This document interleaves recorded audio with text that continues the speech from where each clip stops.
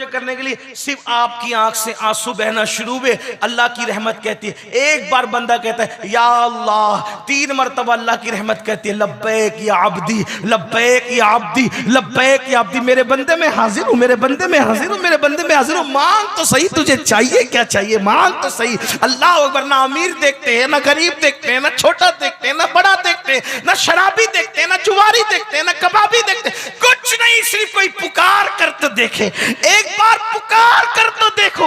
एक बात बताऊं, बहुत अच्छी बात याद आई। एक शख्स बहुत परेशान हुआ, मुसीबत में गिरफ्तार हुआ, तकलीफ में मुब्तला हुआ। सोचो चलो अपनी बिगड़ी बनाने के लिए यहाँ गया वहां गया, ईसाइयों के इबादत खाने में, यहूदियों के इबादत खाने में, मुशरिकों की इबादत खाने में, और सबके तरीके पे उनके माबूद को पुकारा, कोई जवाब ना आया। लेकिन जब मुसलमानों की इबादत खाने की तरफ आया तो कहा कैसे पुकारूं, तो कहा बोल या अल्लाह। जैसे कहा या अल्लाह, आवाज आई लब्बैक लब्बैक लब्बैक या अब्दी। फरिश्तों ने कहा इतना बड़ा पापी था, लेकिन फिर पुकारा तो इतनी 3 मरतबा जवाब देते हैं। तो जवाब आया, अगर मैं ना जवाब दूं तो झूठे और सच्चे खुदा में फर्क क्या रह जाएगा।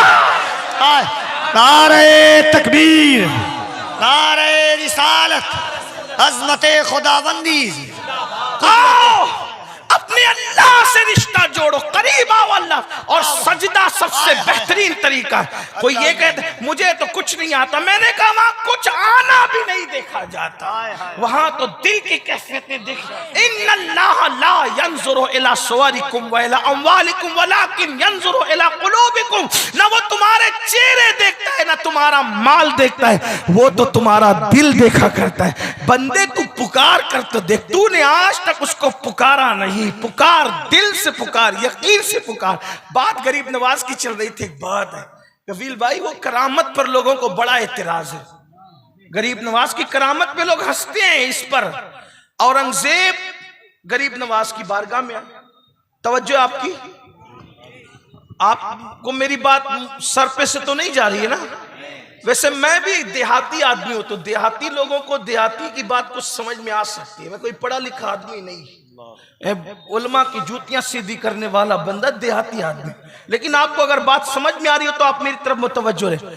औरंगजेब मजार पर गए, गरीब नवाज के मजार पर। इसका मतलब यह है कि 1857 से पहले बादशाह भी मजार वाला था और रियाया भी मजार वाली थी। क्या बात है हज़रत। 1857 के बाद नजरियात बदले।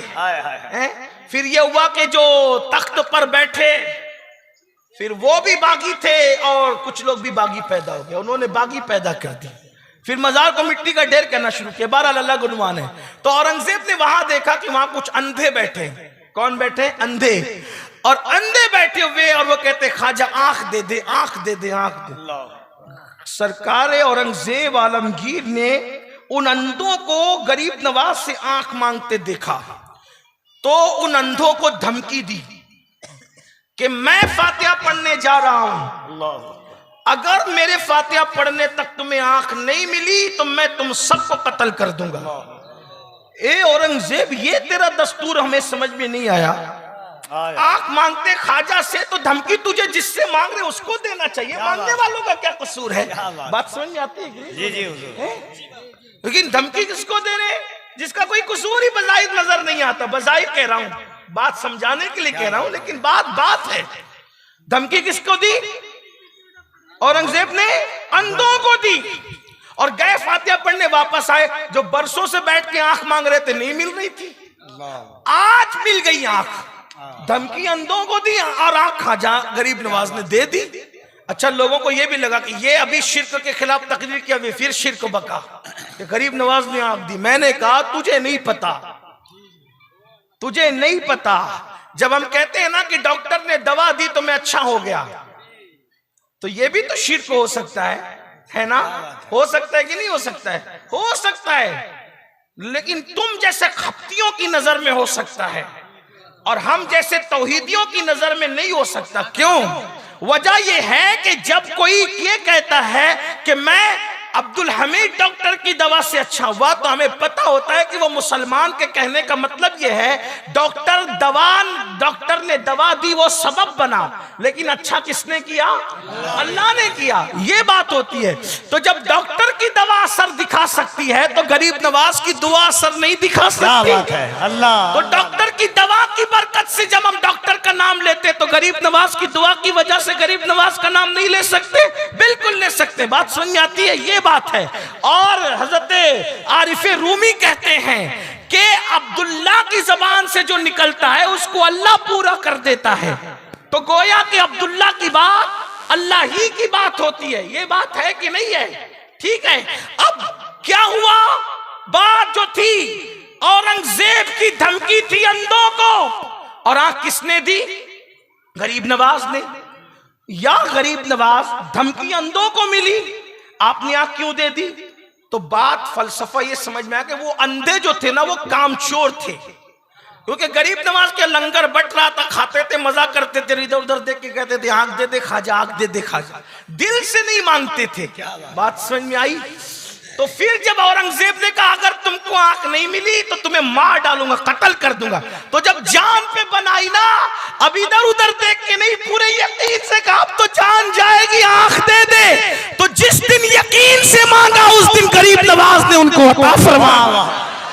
नारे तकबीर, नारे रिसालत। बात ये है। और फिर पुकारने वाला पुकार उठा, आला हजरत का तरबियत याफ्ता उस्ताद ज़मान हजरत मौलाना हसन ख्वाजा हिंद, वो दरबार आला तेरा कभी महरूम नहीं मांगने वाला तेरा।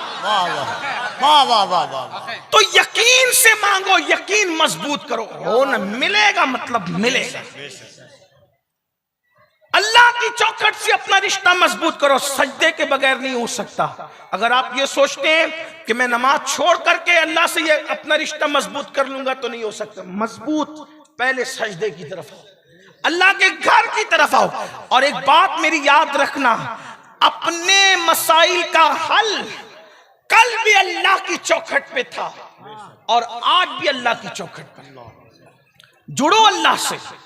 10 मिनट का टाइम लगता है, सिर्फ 10 मिनट का टाइम, और अगर नहीं निकालोगे 10 मिनट का टाइम तो फिर वो अजाब है, वो अजाब। सोचो तो सही, अल्लाह के रसूल फरमा रहे इतना लंबा सांप है 70 साल की मुसाफत तक, 1000 साल तक के उसका ज़हर, हड्डियां घुलेगी, हड्डियां टूटेगी, बिखरेगी, ना जी सकेगा ना मर सकेगा। और उससे बड़ी बात, अल्लाह अकबर, आका फरमाते बेनमाजी को कयामत तक डसेंगे वो सांप, सुकून नहीं मिलेगा, कहीं चैन नहीं मिलेगा। दुनिया की जिंदगी तो चंद दिन की है, चंद लम्हों की, चंद साथ की है।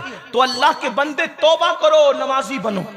तीसरा बड़ा गुनाह, गुनाह कबीरा, माँ बाप की नाफरमानी, माँ बाप को सताना। अब मैंने उसको नमाज के बाद इसलिए बयान किया कि कुछ लोग नमाज पढ़ते हैं लेकिन माँ बाप का ख्याल नहीं करते। तो पता है, जो नमाज पढ़े और माँ बाप का दिल दुखाए उसकी नमाज भी कबूल नहीं होती। अल्लाह के रसूल फरमाते जिससे माँ बाप राजी उससे अल्लाह राजी, जिससे माँ बाप नाराज उससे अल्लाह नाराज। आजकल नौजवान लड़कों का, लड़कियों का क्या हाल हो गया, उन्हें माँ बाप की कोई पड़ी नहीं, परवाह नहीं है उनको, माँ बाप की कुछ पड़ी नहीं, कोई परवाह नहीं उनको। क्या हाल है उनका, माँ बाप को बुड्ढा बुड्ढी, डोकरा डोकरी, पता नहीं क्या क्या कहते हैं और हंसते हैं। बीवी का मुंह देख लिया, माँ बाप से बगावत। और आजकल की लड़कियां और बच्चियां भी ऐसी है कि माअल्लाह उनको सबसे ज्यादा बुरा कोई लगता है दुनिया में तो सास और ससुर बुरे लगते हैं। ऐसी औरतें अपना बहुत बड़ा नुकसान कर रही है। क्या नुकसान कर रही है पता है, अपने शौहर को वो जहन्नमी बना रही है। क्योंकि जब तू अपने शौहर को माँ बाप की बगावत सिखाएगी तो तेरा शौहर तो जहन्नमी होगा। तो अच्छी बीवी वो नहीं हो सकती जो शौहर को जहन्नमी बनाए। और फिर सुन लो, अल्लाह के रसूल ने फरमाया, अगर कौम की बेटियां यहां मौजूद है तो दिल के कानों से सुन लो। अल्लाह के रसूल फरमाते कमा तदीनु तुदान, तुम जैसा करोगे वैसा भरोगे।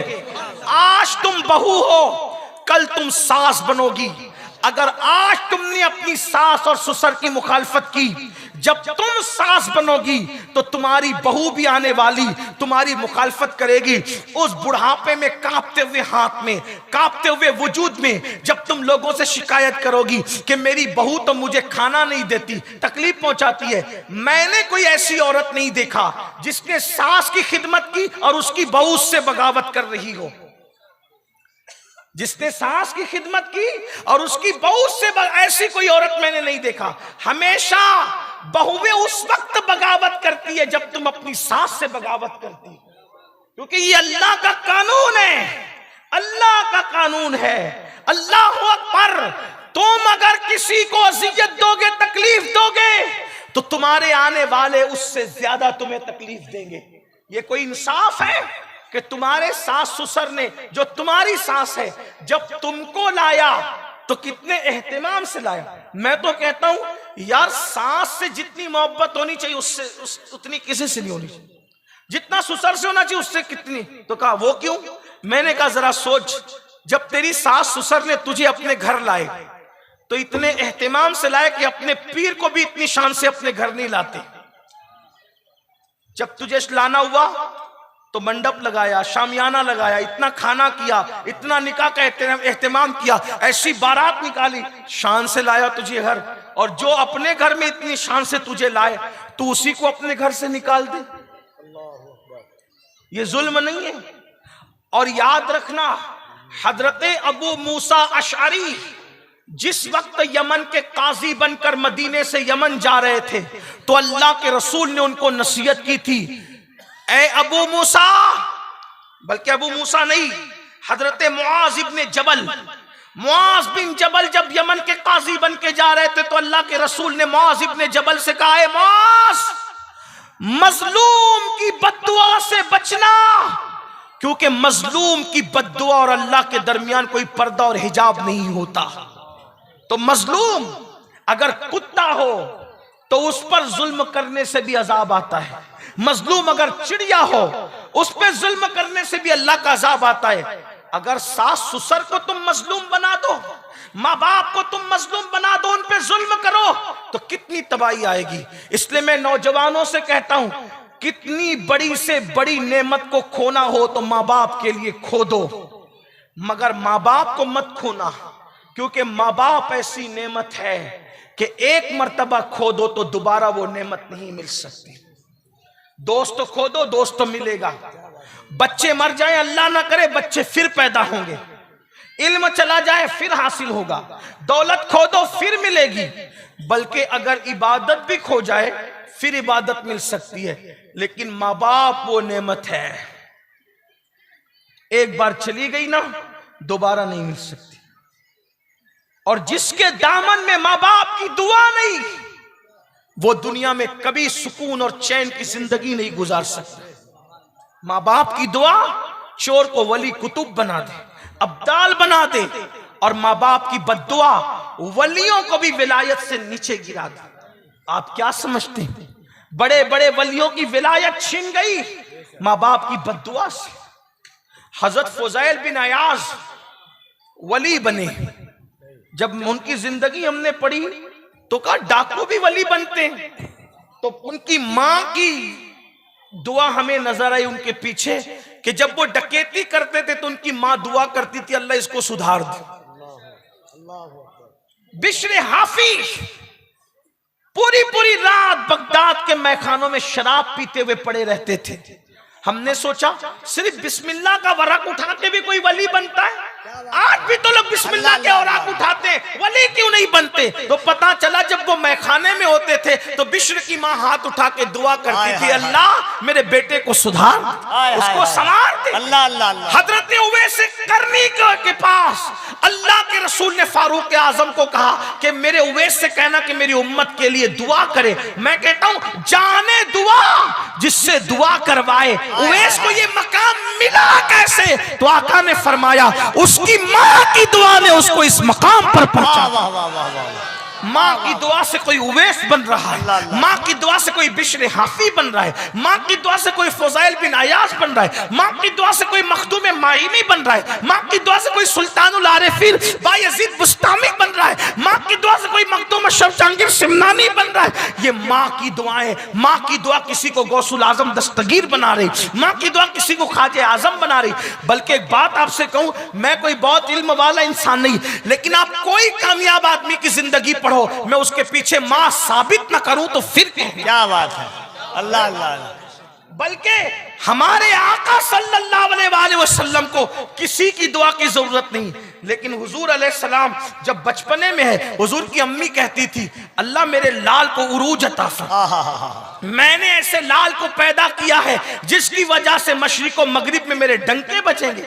आप बताएं तो सही, माँ किसके पीछे नहीं, माँ की दुआ। हालांकि कुछ हस्तियां ऐसे जिनको किसी की दुआ की जरूरत नहीं है, लेकिन बहरहाल कहीं ना कहीं माँ की दुआएं आपको जलवा अफरोज नजर आएगी। मेरे आका अलैहिस्सलाम के दीवानों, आज कोई मुंबई कमाने जा रहे, कलकत्ता जा रहे, सऊदी जा रहे, बीवी को फोन करेंगे, बच्चों को फोन करेंगे, सास ससुर को फोन करेंगे, बूढ़े माँ बाप इंतजार में होंगे मेरे बेटे का फोन तो आए। औलाद को फोन तक करने की तौफीक नहीं। इसीलिए मैं सोचता हूं, या अल्लाह, जो औलाद जीते जी माँ बाप की दरियाफ्त न करे, माँ बाप का हाल दरियाफ्त न करे, माँ बाप का मिजाज दरियाफ्त न करे, वो मरने के बाद इनके लिए मगफिरत की दुआ क्या करें। एक सच्ची बात कह दूं, सुन्नियों की मजमे में जब ये बात कहता हूं तो बहुत बुरा लगता है मेरे सुन्नी भाइयों को, और मुझे तो मिलता ही सुन्नियों का मजमा, अल्हम्दुलिल्लाह मैं वो खुशनसीब हूं कि अहले मिंबर भी सारे सुन्नी होते और सुनने वाले भी सारे सुन्नी होते, है ना। अभी जब आएंगे उलमा, जाएंगे उलमा, तो आप धक्कम धक्की, रेल पेल और एक दूसरे पे गिर पड़ोगे। क्यों? हजरत के हाथ चूमो, हजरत के, मैं कहता हूं हजरत के हाथ चूमो बाद में, पहले अपने माँ बाप के हाथ चूमो। माँ बाप को तरसाते हो, माँ बाप को तड़पाते हो, यहाँ जलसे में तकरीर अच्छी लगती है तो पैसा देते हो, नजराना देते हो, नाच सुनते हो तो नजराना देते हो, निजामत अच्छी लगती है तो नजराना देते हो, और घर से इस हालत में आते हो कि माँ ने कहा बेटा दवाखाना जाना है, जरा पैसे चाहिए, तो क्या कहते, बस सब तुम्ही को दे दे, तुम्ही पे खर्चा करें और कहीं खर्चा ना करें। माँ बाप से अपनी दौलत छुपाने वालों, यहाँ क्या देते हो, यहाँ क्या देते हो, क्या रियाकारियों के दरवाजे खोल रखे।